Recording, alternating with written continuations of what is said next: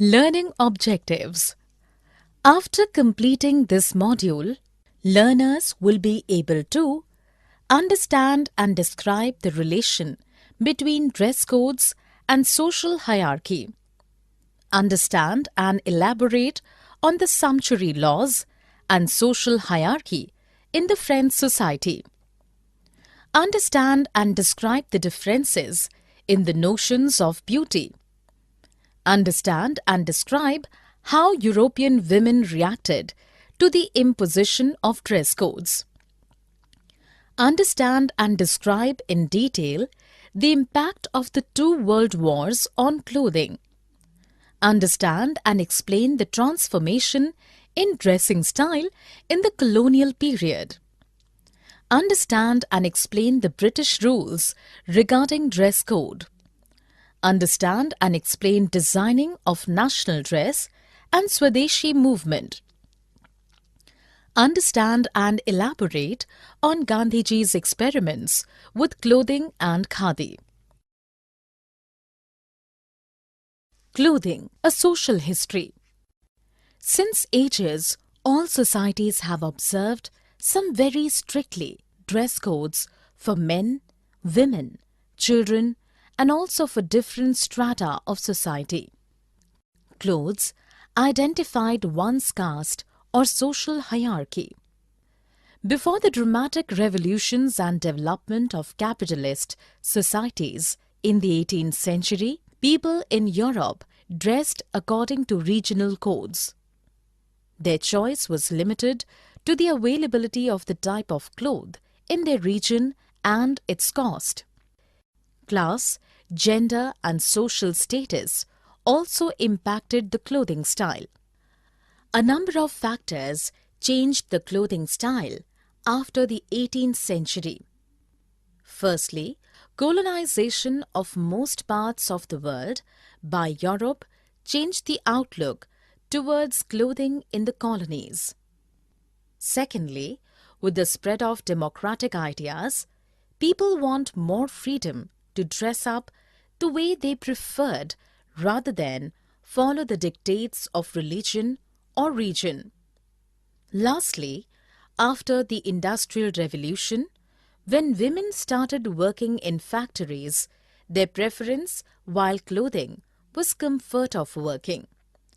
The attitude towards clothing underwent a sea change. In the process, the Western style of dressing up for men became popular and gained acceptance across the world.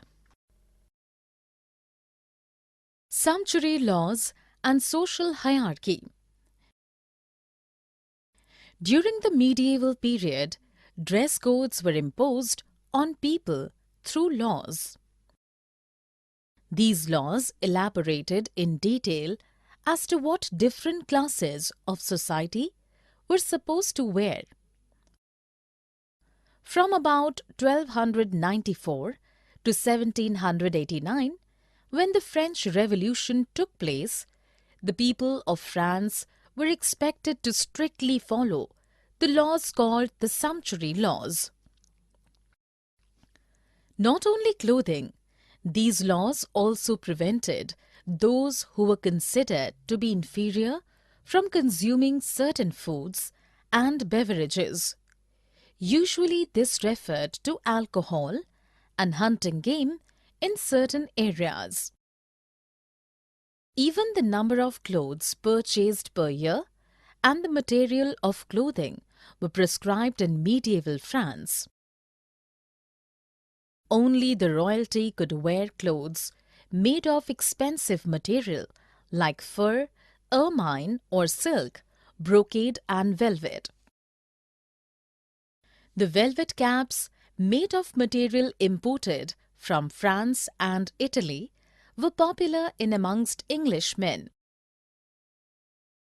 England passed a law making it mandatory for all above the age of 6, with the exception of the higher class, to wear woolen caps on Sundays and holidays. This law saved the woolen industry in England.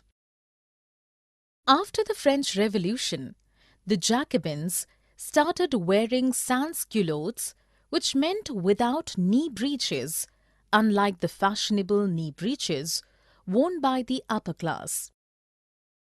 They started wearing clothes, loose and comfortable clothes.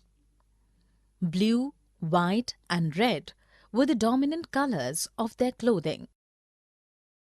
The simplicity of their clothing was meant to express the idea of equality. Sumptuary laws and social hierarchy. The end of sumptuary laws did not bring equality in terms of clothing in the European society. A number of aristocratic privileges and the laws that maintained those privileges were abolished, yet the difference in the upper and lower strata of the society was visible. The poor now were not barred by the law for eating or wearing by choice. What they wore was now governed by their earnings. Each class developed its own culture of dress. While being serious, strong, independent, and aggressive were seen as male qualities, women in Victorian England were groomed to be docile and dutiful, submissive and obedient. From the early years, girls were laced up and dressed in stays to hold their bodies straight. Older girls had to wear corsets to appear slim and slender. Small-waisted women were admired as elegant and graceful. Wearing corsets inflicted a lot of pain on a girl's body, but they had to put up with this image of an ideal attractive woman. How did women react to these norms? Women grew up believing the false ideals of womanhood. Right from childhood, it was ingrained in their minds to have small waist, bearing suffering, and to appear attractive, they must wear corsets, even if it meant insufferable pain. They accepted it all as normal. However, everyone did not agree with these values. By the 1830s, women in England started demanding their democratic rights. As the suffrage movement gained momentum, many began campaigning for dress reform.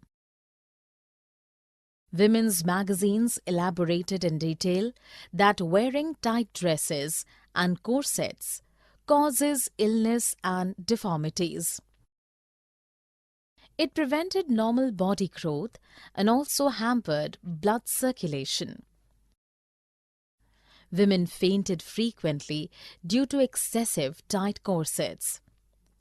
In America also, traditional feminine clothes were criticized for a variety of reasons. Long skirts swept the ground, collecting dirt and filth. The voluminous skirts were difficult to maintain and handle. They also hampered quick movement. It was argued that if clothes were comfortable and convenient, then women could work and become independent. The reformers and supporters had to suffer hostility and ridicule at the hands of conservatives. Many believed that women would not look beautiful and feminine in non-traditional dress. The reformers, however, remained persistent in their efforts. By the end of the 19th century, a drastic change in styles of clothing was observed. Women started working after the World War I. Their clothes did not hamper their work. People started accepting ideas of the reformers who they ridiculed earlier. New times, new materials. Before the 17th century, the British women wore clothes made up of flax, wool and linen. These fabrics were expensive and difficult to maintain. Trade with India in 1600 made cheap Indian chintz available in the European markets. It was a light, beautiful and easy to maintain fabric. Mass production of cotton textiles began in England during the Industrial Revolution in the 19th century. These clothes were exported and also sold in local markets. They were purchased by a wide section of people in Europe. By the beginning of the 20th century, clothes made of synthetic material were introduced. Synthetic material was cheap, easy to wash and maintain. The clothes now were simpler, shorter and comfortable. The war. The two world wars had a deep impact on women's clothing. In World War I, 1914 to 1918, the clothes got shorter out of necessity. In 1917, over 7 lakh women employed in ammunition factories wore trousers with blouse and scarves in sober colors. They also cut their hair short for convenience. The clothing styles now reflected seriousness and professionalism. Schools for children also emphasized the importance of simple and plain dressing. Gymnastics and sports were included in school curriculum for women. Those who took to sports wore clothes which did not hamper their movement. So, the pressures of new times paved way for comfortable, convenient and simple clothes for women. Transformations in colonial India. Indian men reacted to the Western style of dressing in 3 ways. First, some incorporated elements of Western styles in their traditional clothing. To them, Western clothes were a sign of modernity and progress. Second, there were men who completely rejected Western style of dressing. They were convinced that Western clothes would erode the traditional cultural identity. They steadfastly stuck to the traditional clothing. Third, a set of men preferred to wear Western clothes to work and changed into traditional clothes at home. Some found a different solution by combining the Western and Indian forms of dressing. Caste and conflict and dress change. In India, the caste system defined what subordinate and dominant caste Hindus should wear, eat, etc. These codes were also supported by law. Digression from the set codes invited violent reactions. British rule and dress codes. In different cultures, specific clothing items convey different meanings. The contradiction can lead to misunderstanding and conflict. The headgear worn by the Europeans and the one worn by Indians is an example. While the Europeans removed hat as a mark of respect, the Indians did not remove turban, their headgear, in the presence of elders or superiors at all. The British were often miffed when Indians did not remove turban when they met the British officers. Shoes also created similar cultural controversy. While the British insisted that Indians take off their shoes when meeting a British officer or when entering a courtroom, the Indians urged them to understand that taking off shoes in a sacred place or home was different from a workplace or a courtroom. Shoes were permitted into the courtroom after many years of struggle. Designing the national dress. During the freedom struggle, Indians began designing a national dress to portray a pan-Indian identity. The upper class started experimenting with dresses. Rabindranath Tagore suggested a dress for men which had elements of Hindu and Muslim dress. It was named Chapkan. In 1870s, Jananada Nandini Devi, wife of Satyendranath Tagore, the first Indian member of the ICS, adopted the Parsi style of wearing the sari pinned to the left shoulder with a brooch and worn with a blouse and shoes. This gained popularity with the Brahmo Samaji women and was named Brahmika Sari. This move, however, was not successful as women in different parts of India continued to drape sari according to the regional style. The Swadeshi movement. Mechanized spinning and weaving of cloth increased the demand for raw material like cotton and indigo in Britain. The political control of India helped the British in two ways. They forced peasants to grow indigo for vested interests and also found a huge market for their goods, especially cotton cloth in India. As a result, India's leading textile centres, Murshidabad, Machilipatnam and Surat, declined as there was little demand. In 1905, when Lord Curzon announced the partition of Bengal, Indians rose in rebellion. The Swadeshi movement was a reaction to this announcement. People boycotted foreign goods or clothes. Use of khadi became a patriotic duty. Though khadi was expensive and everyone could not afford it, Mahatma Gandhi used it as a symbolic weapon against British rule. Designing the national dress. 2. Mahatma Gandhi's experiments with clothing.